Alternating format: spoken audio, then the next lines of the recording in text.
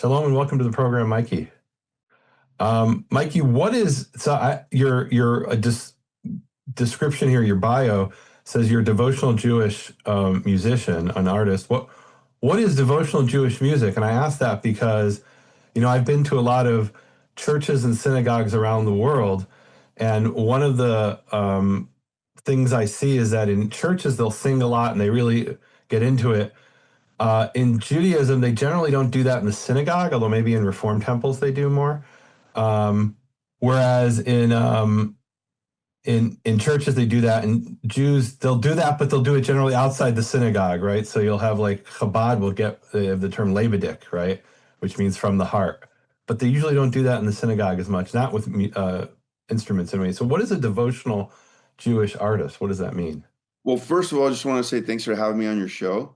Yeah. And I've had the pleasure of listening to you, and I'm really enjoying what you put out.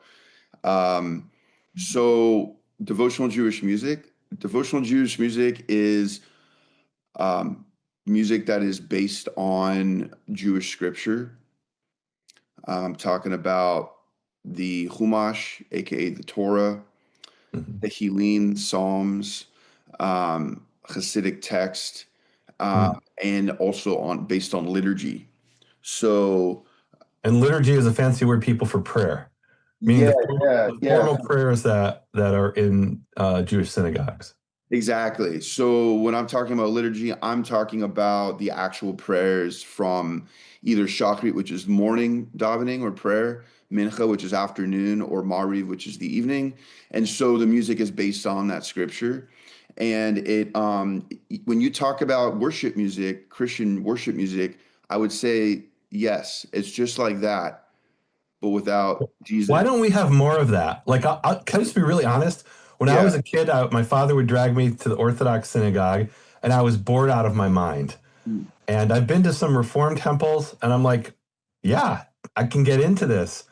Um, and look, I'm not trying to knock Orthodox, but so here's the real answer historically, right? The temple was destroyed, and they said music's only for the temple. But then we were bored for 2,000 years. So I mean, Well, I don't necessarily know if they say music isn't just for the temple. no, There are, meaning when it's in a formal service, I think that yeah. was the excuse in the Middle Ages. Maybe it's not today as I well. mean, I think the way the halacha has been, what I've learned is that, and then first of all, so something to understand about me Yeah. is I grew up Reform, Okay. then I became Hasidic.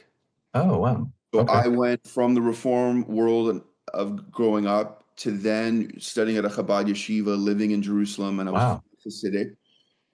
That was in 2000 and when I was living there 2011 2012, and now I'm studying to be both a rabbi and a cantor, Wow. and I'm at a An plur Orthodox rabbi, right? I like to put people in boxes. Is yeah, that what you're? so it's non-denominational. It's called pluralistic. Oh, Pluralistic basically I don't means, know what that is. I mean, I know yeah, the word pluralism, but what does that mean in Judaism? pluralism in Judaism means that at my seminary you can get ordained in all denominations. Really? We have Orthodox, we have Orthodox scholars and historians, Wow. and teachers. We have conservative. So Mhm. conservative is conservative would be egalitarian. So it's the same as orthodoxy, except men and women have equal roles. And then Let you me have, explain that for the audience. In an Orthodox synagogue, a woman can't read from the Torah. right. Men and That's women sit in different sections. In conservative, do they sit together?